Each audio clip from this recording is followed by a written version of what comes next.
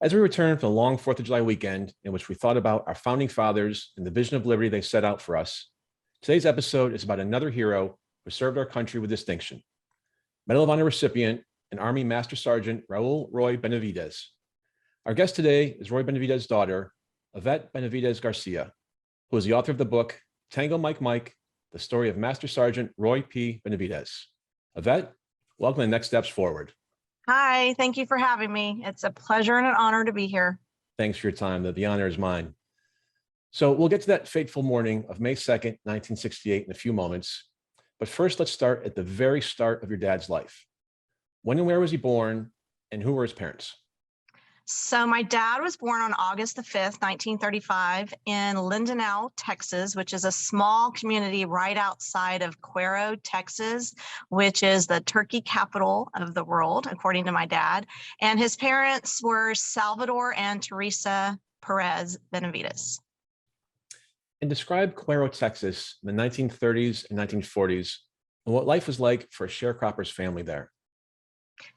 Well, my dad, when he was born there in Lindenau, moved to, I guess they lived there in Lindenau and was in Cuero. He really didn't spend too much time there because he was orphaned at an early age. So he moved to El Campo, Texas, and it was during his El Campo, Texas years that he was, I guess, considered a migrant student. They were a migrant family, and they traveled from city to city, state to state, looking for jobs. And so as a sharecropper, he was working always out in the fields, picking cotton, sugar beet, cane, just whatever, crops that they could, I guess, pick. And so life for him was really hard during that time, especially for a young kid who really wanted to go to school, but really couldn't because he was always working. And at that point, he was always working. He had to drop out of school in the 7th grade. Why was that? Yes. Well, because he was always working in the fields and as a migrant student, they were working, moving from job to job to job. He would wake up very early in the morning, work out in the fields, and then make his way back to school. And of course, when he was in school, he was very tired. He wasn't learning anything because he was always sleeping, because he was waking up so early. Then after school, he'd go back out to the fields and he'd pick, cotton some more, pick the crops, and then start the day over again and do the same thing. And so he really wasn't learning anything while he was in school. People would call him a dumb Mexican, and I believe he felt dumb because he wasn't learning anything. And as an educator myself, I see that with kids who are staying up, working. I'm in the high school, I work with high school students, and there's a lot of kids who, come to school tired and exhausted for whatever reason. We don't know what their family life is like at home, or if they're working multiple jobs. But, imagine this young child who is literally waking up at probably 4:30, going out until to the fields and picking the crops in the hot sun, working and then walking to school and then getting there and then just sleeping his way through class. So he made it to about the 7th, 8th grade. And then unfortunately, he had to drop out. And that was something that he regretted all of his life, was dropping out of school. He went into the Texas National Guard in 1952 during the Korean War. What was his motivation for doing that? He was working odd jobs and living the life of a school dropout. And so it was typical for him to have several jobs, and he was just living that typical dropout life. And the more he had heard about the Texas National Guard, and the more he heard about it, the more he became intrigued, and he wanted to learn more, obviously, about it. So that, I think, motivated him. And some of the people who he had met, I guess, had been in the National Guard, and he just, wanted to pursue that. And I think he felt like he could get an education that way. If he had joined the National Guard, he could earn some type of education. And so he ended up joining and staying in for 3 years, and then ultimately moving into the military, the Army. So why do you make that career move from the National Guard to the U.S. Army? What made him make that switch? I think some of the instructors that he had in the Texas National Guard were inspiring to him and had talked about their experiences and the people that they knew. And so obviously that piqued his curiosity. He knew he could probably travel the world and learn different languages and learn different things with the military. And more importantly, he had seen Audie Murphy's movie To Hell and Back. And that, I think Audie Murphy was somebody who he idolized and could look up to and was his hero. And so when he saw that movie as a young kid, it obviously inspired him to probably want to join the military. And then, and so he did.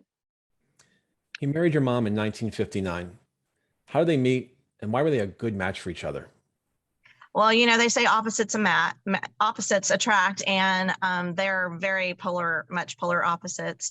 But they met. My dad talks about it in one of his books, that they'd known each other since they were 12 years old. And he had seen my mom, obviously they lived in the same town, but he had seen my mom at weddings and parties and things like that. And so he had always seen her and felt attracted to her, thought she was cute, pretty, and but never really got to meet her.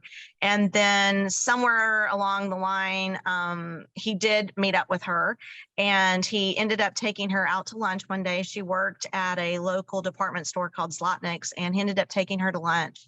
And their relationship grew from there. However, she was from a very strict family, so if there was going to be any kind of dating that was going to go on, it had to be chaperoned.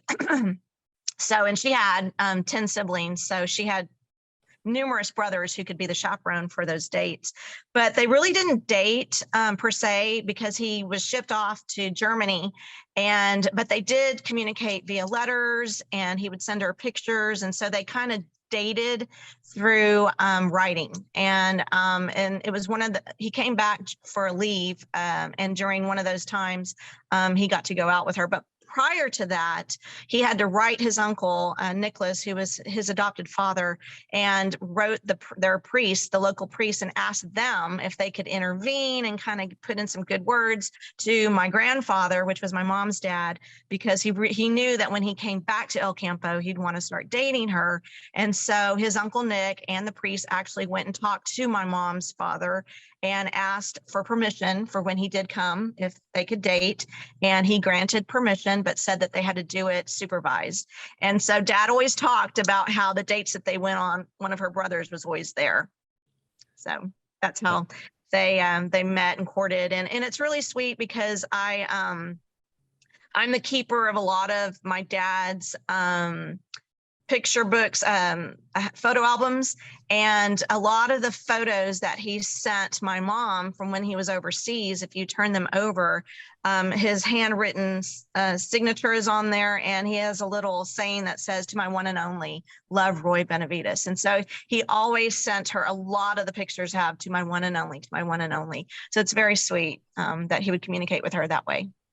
And there's always a brother there as the third wheel, so it wasn't quite the one and only. Yes. He served in the Army for quite a while before his first tour in Vietnam in the mid-1960s. Did he enjoy his time in the service during those years? I'm sure he did. My dad was meant for the military, and once he got in the military, he had a family for life. And so I do believe that he enjoyed serving his country and defending the honor that he needed to defend for our country, and the rights to protect our rights. So yeah, I wholeheartedly believe that he enjoyed his time in the military, no matter the danger that came along with it. He did enjoy it. And would you share the story of that first tour of duty when he was a military advisor to the South Vietnamese Army? Yeah, so when his first tour in Vietnam, I don't quite know how long he had been there, a couple of months, I guess, but he was going on patrol. And so my dad had Asian features. If you don't know what he looks like, he did not look like of Mexican American descent. He looked more like Asian. And so he was going on patrol, and they had him dressed in the black pajamas and the Ho Chi Minh sandals. And so he was going out, and somehow, some way, he must have stepped on a landmine, because obviously he didn't remember. He spent 2 months in a coma after that. But some Marines had found him laying on the trail and thought he was an Asian, and he was the enemy. And it was upon, they had to be careful, because they didn't know if he was booby trapped or anything. And so as they inspected his body further, they found his dog tag sewed into his pajamas. And so they read the tag, and it said Benavidez Sergeant, and then it said RP. And so they knew that this was one of their own. He got medevaced back to Sam Houston Brick Army Medical Facility in Sam Houston in San Antonio, Fort Sam Houston, and he was 2 months in a coma. And when he came out of his coma, he had to obviously regain his senses again. But that's when they deemed him that he was never going to walk again. And he didn't even know if he was going to regain his senses, because the jolt of the blast had rattled his brain so severely that, he had to relearn, obviously, to do things over again. But they did indeed tell him that he was paralyzed from the waist down. And so he began therapy, trying to walk again, didn't quite ever, walk that well after that. So they were pretty much going to give him, give him a discharge from the military, have him work a desk job, and they were gearing his life to therapy on how he could live being paralyzed from the waist down, without the use of his legs. And he refused that type of therapy. He was like, I feel like I can walk again. And of course, this was during a time when, now I feel like technology is so much more greater, obviously, that if somebody is in that predicament, they can hook them up to machines, and machines can rewire the brain and trigger and help movement and things like that. And so obviously they didn't have that back then. So all of this he had to do on his own. And so at night, as the story goes, if you've heard anything about his therapy, he would crawl on the floor up against the wall, hoist himself up against 2 tables, and try to, regain arm strength, and then try to stand as long as he could and put pressure on those legs. Most of the time he would fall back down to the ground. His room buddies would place bets to see if how long he could stand, whether or not he would walk again. The orderlies and the nurses would come in when they'd heard the thump, and they'd pick him up and hoist him back on the bed, and then he'd do it all over again. And so that was his type of therapy. And it took about 8 months to a year.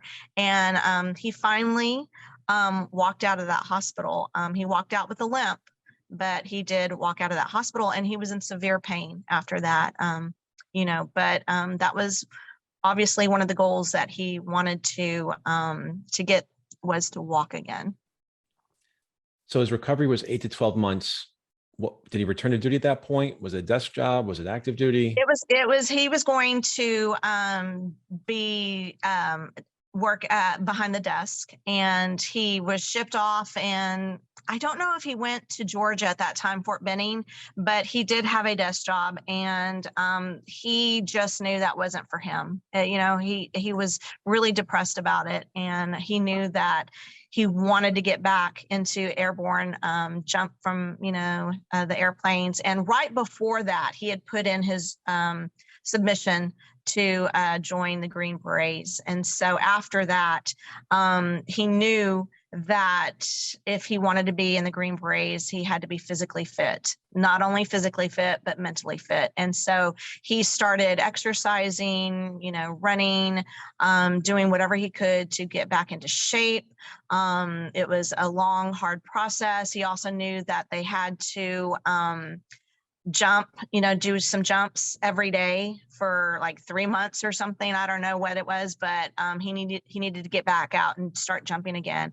And so he kind of, finagled the signature to allow him to do that.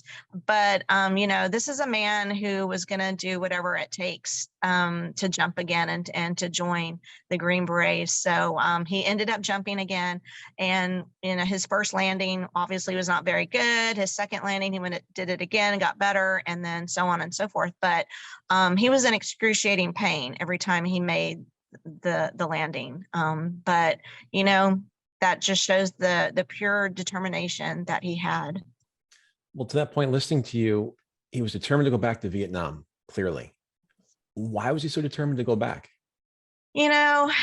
Probably love for his fellow man, love for his country. And he knew what was going on in the world with the war. And he wanted to get over there and defend his country. So he was eager to get back. And then he ended up going back for a second tour. Do you know how your mother felt about him serving the second tour of duty after he'd been so badly injured in 1965? Well, obviously, she was very supportive with anything that he did, but she was also concerned. Now they had a child. My sister Denise was born, and so he was a father to a young child, and she was concerned for his safety, and concerned with everything that goes about with your loved one going to war. Is he going to make it back? What kind of criticism is he going to face? She knew what was going on politically in the world with the Vietnam War. So yeah, she was definitely concerned, but being the wife that she was and is, she's very supportive of every choice that Dad ever made. How long was he back in Vietnam before May 2nd, 1968? And where was he stationed? And what was his assignment up to that day? Yeah, he had landed January 1968. So he had been there for about 4 months prior to the May 2nd mission. And he was stationed, he went to Cambodia, and they were in Loc Ninh for the mission, and it was classified. Still classified to this day. So it's the morning of May 2nd, 1968, as you mentioned, near Loc Ninh. Take it from there for us, what you can. So, Dad was not supposed to be on the mission. He was attending a church service. Back then, they had makeshift church services, and it was on the hood of a Jeep. And so he was just kind of hanging back, and he was attending the church service, and in the back, he can hear a call for help, dire straits, dire call for help. And he's asking, the radio man, who is this? What team is out there? And he said, I'm not for sure, but I think it's your buddy, Leroy Wright. And so Leroy Wright has another story with Dad. Prior to a couple of months earlier, he had saved my dad's life. And so anyway, so when my dad heard that it was Leroy Wright who was the team leader on this mission, and it was his team that was out there, my dad didn't hesitate. He was like, I'm gonna go. And that was the type of person my dad obviously was. Didn't think about what he was about to do. He just did it. And so he was armed with just a medic bag and his Bowie knife. And he got on the helicopter, and of course, who knows what they were telling him. No, this is, you can't go. You're not supposed to be here, leave, whatever. But my dad said, no, I'm going to help these guys. Get me there. So got on the helicopter. As they're flying in, they discover, obviously it's a hot zone. The pilot can't land. And he's like, just get me close enough to where I can jump. If I can jump off this helicopter, I'm in. And so they did that. My dad leaped off. The minute he leaped off, it was 6 hours in hell. He was clubbed, hit, shot at, bayoneted. I mean, everything that you can think of was happening to his body. He'd get up and keep moving forward. He knew that he was looking for Leroy Wright. Wanted to help him, wanted to help obviously anybody who needed the help. He knew that Leroy Wright, if anything was going on with him, if he was already dead, he had to get the classified documents from him because he held it on his bean. And so, my dad had his own mission and why he did the things that he did. And so one man after another, he's giving them aid. He's calling in airstrikes. He's, just doing whatever he can take do to get these men to a safe area. They're shooting off the enemy. My dad is shooting them with morphine. He's getting them bandaged. He's giving them ammunition. He's doing whatever it takes. And then he starts loading them one by one and carrying them across the jungles of this dense, heavily dense, where hundreds of NBA are shooting at them. Gets them loaded to an airplane, to a helicopter. The helicopter takes off. It ends up crashing. So my dad is like, okay, they've crashed. Now he just loaded these men. Now he has to get them off and reloaded to another aircraft. And so he unloads them, puts them in an area where they're safe, and then waits for the other helicopter and then starts to reload again. In the meanwhile, he's being shot at, grenades, the shrapnel from grenades are hitting him. He's doing hand-to-hand combat. I mean, by the time he loaded the last person in the helicopter, his intestines were hanging out and he was about to die. I mean, he was on death's door, but he didn't want to leave anybody behind. So he wanted to make sure everybody was loaded. And so when he finally gave them the thumbs up for them to take off, they took off. And, my dad talks about how just blood was just oozing out of the helicopter falling below. The helicopter had, bullet holes through. He could see the light coming through. I mean, it was just an amazing situation that he had just gone through. Incredible.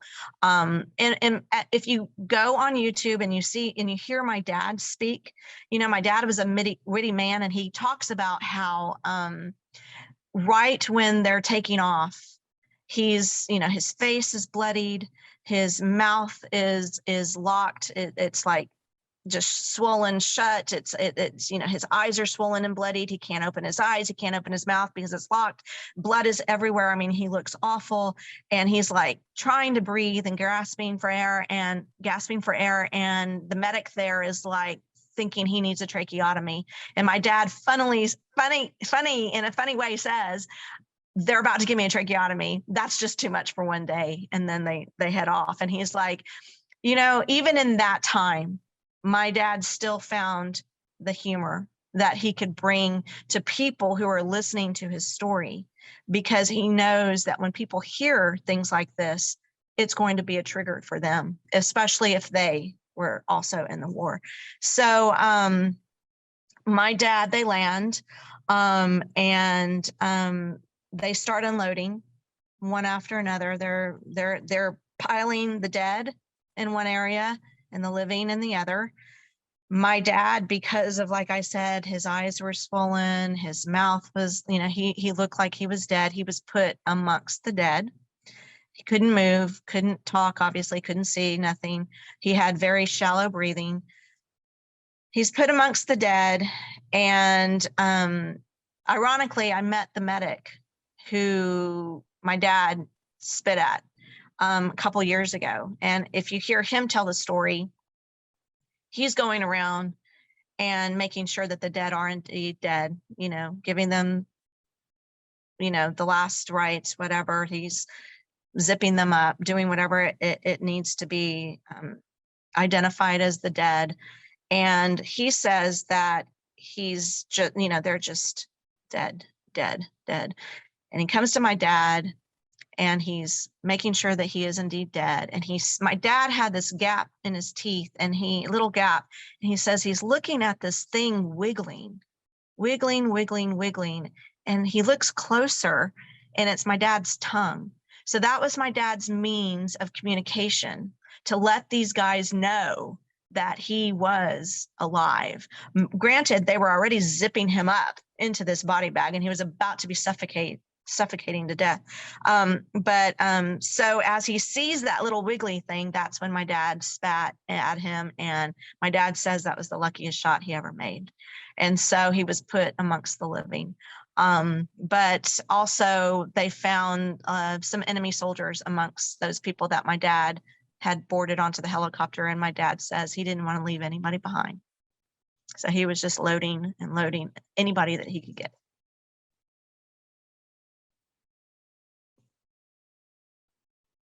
Unbelievable. I'm not sure how to follow up with that. I mean, that's why I just had to pause and just let that all sink in.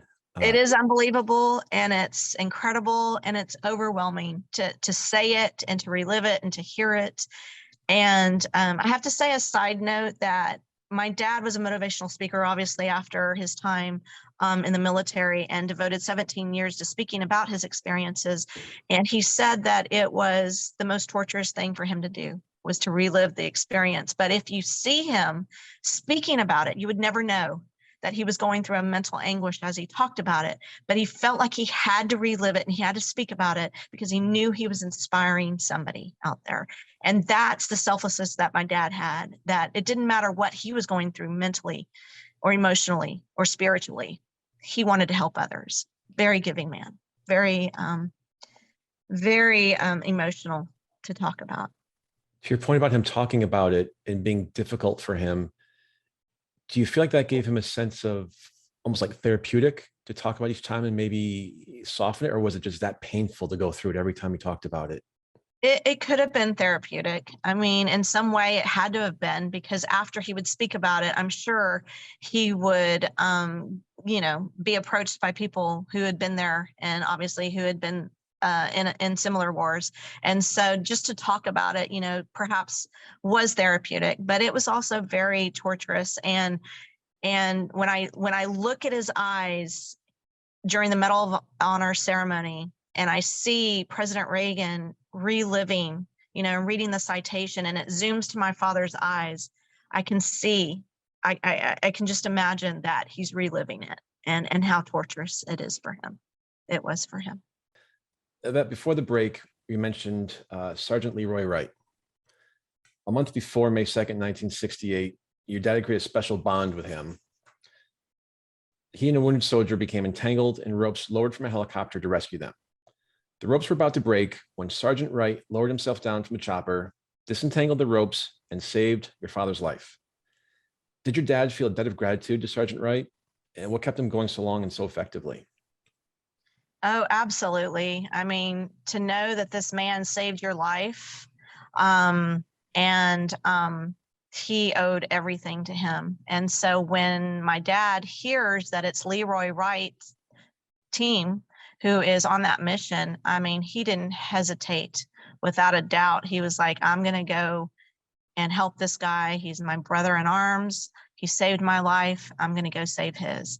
But unfortunately, Leroy Wright did not make it. He was killed in action on May 2nd, 1968. Your father retired from the Army in 1976 after 24 years in the service. After his retirement, Roy Benavidez devoted the rest of his life to encouraging children to stay in school and get an education. I get the impression that whatever he did, he had more than just talk the talk. How active was he in that endeavor? Oh, right after he received the medal, and it took 12 years for him to receive it after his May 2nd, 1968 mission. But he was asked by President Ronald Reagan to travel the country for just 1 year. And that's the operative number, 1 year. And he said, just go and speak to civic organizations, speak to schools, speak to military institutes, whoever will listen. But I want you to speak about your experience, and I want you to encourage and persuade students to stay in school, stay off of drugs, and stay out of gangs. And so I remember being a little girl, and my dad sitting us down in the living room and asking us for permission. He said, because he was going to be gone a lot. And he said, and I want y'all to know that President Reagan has asked me to do this, and I'd like to do this, but I want y'all's permission to do this. And I remember saying, are you sure it's going to be just for a year? Because, my brother and sister and I, we were involved in school. I played softball.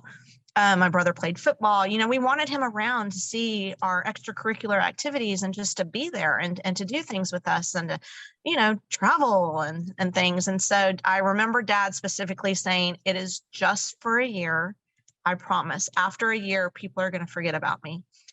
And for 17 years, he traveled the world, the country, and he spoke to students and military institutes and civic organizations and churches, and anybody who would ask him to come and speak, he would speak, and he was very inspiring.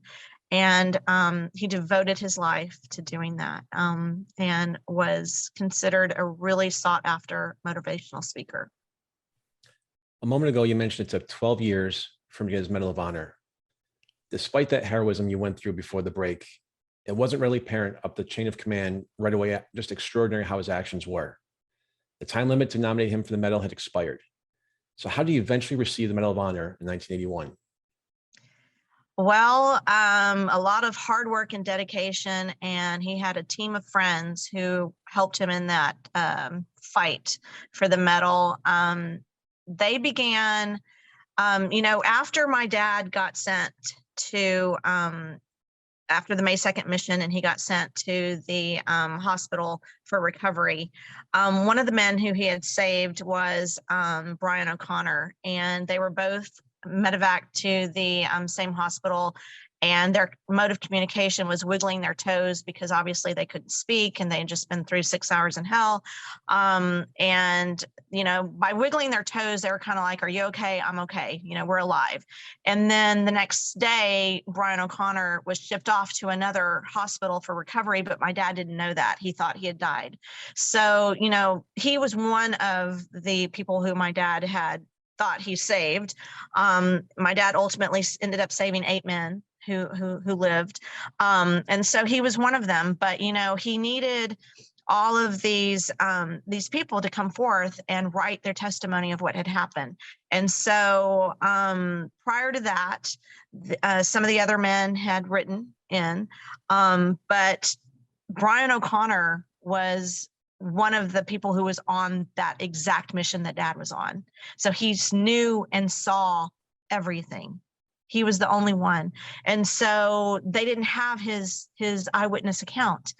Brian O'Connor, after the war, retired and just kind of, for lack of a better word, dropped off the face of the earth. He wanted his solidarity. He wanted to be alone. He didn't want anything to do with reliving or rehashing the war. So he became a hermit and was living in the Fiji Islands. Nobody had ever heard from him again. And so rewind to my dad's team of people who were helping him. And I say team because that's what it takes, is people who are dedicated to help you and what needs to get done. And so he had some friends who were, writing congressmen, and they were writing people in the political world, anybody who would listen, the president. They were writing all these people, generals and colonels and all these men who they thought, help us. Where can we go from here? And they just needed that one eyewitness account, and they were pretty much giving up. And one of his friends happened to be the editor of the local newspaper in the town that we live in. And his son was the contributing editor. And so their names are Fred and Chris Barbie. Fred has since passed, but Chris is still alive and is a part of our family. But Fred, being in the newspaper industry, said, I'm going to write an article about this, and I'm going to write about everything that we're going through, what we want to do for you, how we're trying to upgrade your, the Distinguished Service Cross to Medal of Honor, and we're going to write about this. And so he does. He writes a full-page article. The Associated Press picks it up. It goes global. It's a scene from a movie. Brian O'Connor is walking in the Fiji Islands, goes into a store, sees my dad's picture on the cover of a newspaper, and the rest is history. He reads the article, goes back to his room, and writes the 12-page account of what happened, mails it, sends it in, and then, he ends up getting the Medal of Honor. But he also ends up calling my dad. And, my dad had a call sign in the military, and it was Tango Mike Mike. And we didn't even know that growing up, had no clue that this was my dad's call sign. So my brother is in our den at our home, and we get a phone call. Noel answers it. And the man on the other side says, "Can I speak to Tango Mike Mike?" And my dad's like, "Who?" So long story short, he goes into the kitchen. My dad's sitting there, and he says, "Dad, there's some guy on the phone who wants to talk to you. He's asking for Tango Mike Mike." And my dad is like, "You're kidding. Who is this?" Only, few people know my call sign, gets on the phone, and it's Brian O'Connor. And so they talk. He ends up going to the Medal of Honor ceremony, and the Medal of Honor ceremony is where they meet and embrace after 12, 13 years. So you mentioned what your father's career was like, or life was like, after receiving the Medal of Honor. A moment ago, you mentioned the movie. I just want to read one line from President Ronald Reagan when he presented the Medal of Honor to your father, who obviously knew a few things about movies. If the story of heroism were a movie script, you would not believe it. all right. That just sums up everything. Yeah. It's very surreal. It's very incredible. It's hard to believe what my father went through and everything that he went through in battles before, during, and after the war. And if and when a movie is ever made, it's going to be pretty hard to depict that. But God willing, one day we'll try as best as we can. Absolutely. Your dad was described over and over as a living legend. What was it like growing up as a child of a Medal of Honor recipient and a living legend? Growing up, I really didn't know of his notoriety. I don't know if my brothers and sister did either. My dad was not he didn't flaunt that. He didn't, make note of, I'm a Medal of Honor recipient, in our eyes. So I didn't know of his war experiences until later in life. So growing up, we were still disciplined, like any child would and should be, especially from a parent who's in the military. But I mean, it was great growing up with him. He was very funny. He was very witty. He could be very charming, and we saw that with my mom at times. But in retrospect, I do see some little things that went on in his life that he hid from us. So he's a very protective father. And I say that because if he had post-traumatic stress disorder, and I'm sure he did, and confident that he did, we didn't know about it at the time. He didn't talk about it, and it wasn't something that we overtly saw. But in retrospect, there's little things that we saw. So I'm proud of the fact that he was protective of us in that manner, and that he cared enough about our mental fortitude to not have us see any kind of mental anguish that he was living or going through on a daily basis. But it's pretty cool to have, a Medal of Honor recipient, an American icon as your dad, because later in life, when I fully understood it, it was nice to see people come up to him and want to shake his hand and just go out of their way to say thank you and to want to take their picture with him. And I felt very proud. And even obviously to this day, I still am very proud of the fact that he's my father and that people look up to him and are inspired and influenced by him. But, we would drive on trips, let's just say going to San Antonio, because we still had family there. And my dad had a car that had a Medal of Honor license plate number 17.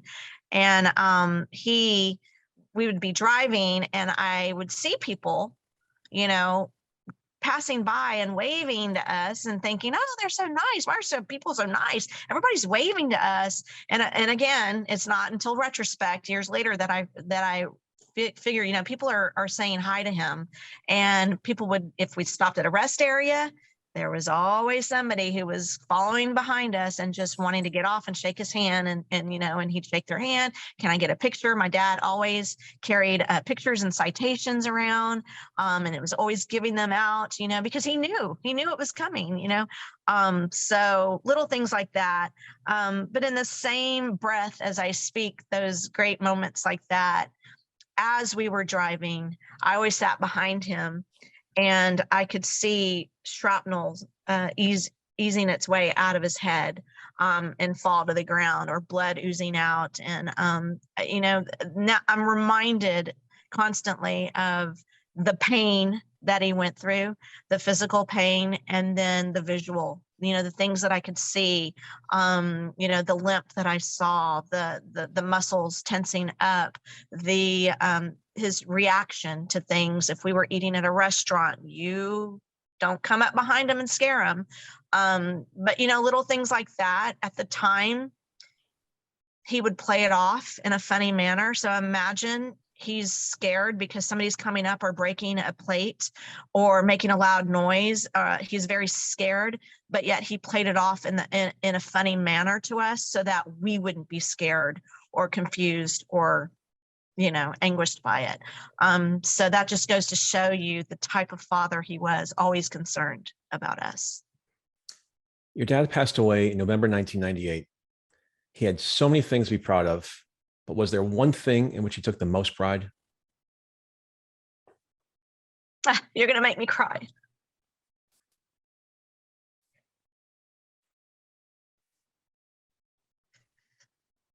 Yeah, his family. He was very proud of us. And you could see it when he talked about us. And when his children got married, he gained, with Denise, and she married Stan, he gained another son. And when I married Renee, he gained another son. And when Noelle married Andrea, he gained another daughter. And then when the grandkids started to be born, he was proud of them. So, sorry. That's okay. Take your time. Take your time. Thank you for asking that. He was very proud of us. I know he was. And I knew that was going to be the answer anyway. So you were born in Fort Riley, Kansas, graduated from the University of Texas, and became a teacher. Share your career with us. Took 'em horns, had to Took throw 'em that horns. Yes. I'm very proud of the fact that I'm a graduate and an alumni of the University of Texas at Austin, class of 1993. I remember being a little girl and we were driving through Austin and I had no clue what college was or universities or any of that. Neither one of my parents went to college, although my mother did graduate from high school. My dad did not. So I didn't have that as any kind of inspiration. But I remember driving past the field at the University of Texas, and I remember telling my dad, what is that? And he said, oh, that's the University of Texas at Austin. And I said, what is that? And he told me, and I said, I want to go there. And he said, well, one day you can. If you work hard and you put your mind to it, you can. It's very cliche. And never forgot that. And so when I had the opportunity to apply and got accepted, it's one of my proudest moments. And so I did not originally go into the field of education. I took an alternative certification course to get certified to teach. And I, my dad obviously has a lot of influence in that. But also the fact that I'm a mother and I knew that I wanted to be a mother and I wanted to be with my kids during summer break and all that stuff. That was, one of my influences. But my dad, because I saw him go and speak to kids and I could see that aha moment in all the kids' eyes when he spoke to them. I wanted that too. And I remember telling him that I was going to be a teacher and he was like, oh, that's awesome. That's amazing. That's great. So, eventually I did become a teacher. And it took many, many years. And Denise as well. My sister Denise is also a teacher. Currently, I'm out of the classroom per se, and I'm a literacy interventionist for dyslexic students, for students who have Erlands, and for our ESL students. So you play a small role in your career. Small role. Very small. Yes. Very little. No. Now I got you to laugh. Yeah. Your father was honored in many ways, including the naming of his school after him. In 2003, the USS Benavidez was completed and assigned to the Department of Defense's Military Sealift Command. What was that experience like? That was surreal because it was a Navy ship. And of course, in the branch of military that we're in, we are Army and I'm an Army brat. So the fact that the Navy wanted to commission a ship after an Army person was just incredible. But being there and actually getting to see the ship and christening it, my mother was alive to christen it. It was just epic. It was amazing. And you can follow the USNS Benavidez if you Google it, and you can see where its port at. It was in Texas. At Corpus Christi, and I don't know where it's currently at because it does move, but it is active. So we're very proud of that. Your father was a hero, as we know, but he also lived in a very different time. Did he experience discrimination and prejudice because of heritage before his time in the service? Oh, absolutely. Sad to say, the time that he lived in was very much full of hate and discrimination. And he lived a life of poverty, so that had something to do with it as well. But, my dad lived in a town where, unfortunately, they looked at the color of your skin. And so because he was of Native American descent and Hispanic descent, he had dark skin, and he was called a Mexican, a dumb Mexican, because he was a dropout. So he couldn't go into a restaurant through the front doors. He had to go through the back door, or he had to stay outside. If he went to the movies, he had to go through a different door that was only for Mexicans or Blacks, and he had to sit upstairs in the balcony. The signs on the doors at restaurants said no Mexicans, no Blacks, or dogs allowed. So he was put in the same category as dogs. And so, that played heavily, obviously, in his mind and in his heart. And then it really, obviously we see that today in our society that we live in. But even after he came back from the war and received the medal, he did continue to face discrimination. And it's sad to say that even now, I still every once in a while will see some hate comments on social media pertaining to my father. And it's really sad because, in my opinion, it comes from a place of not only ignorance, but of jealousy. And for my father's, defense, it was the same. And when he lived on the street that we lived in, we had a neighbor who was very hateful and very vocal about my father's the fact that he didn't work a 9-to-5 job, but yet he still got up every morning and walked, or, he still got up and spoke to people, or, whatever. And so, discrimination and hate and bigotry, it takes many forms. And sadly, even to this day, in my father's passing, he still receives that type of hatred and discrimination. But, my dad taught us, and he would, if he were here today, I know he would not be vocal in the aspect of fighting words against words with people. My dad always said, you're okay, the world's wrong. Don't worry about it. And that was the life that we lived. I never, even though, I read about our neighbor who was very hateful to him and the things that she said, I never heard my parents not once utter anything bad or negative towards her back, the neighbor back.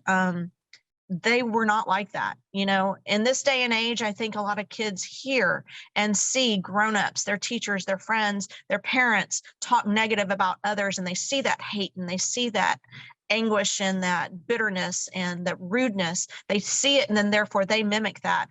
I never saw that with my parents.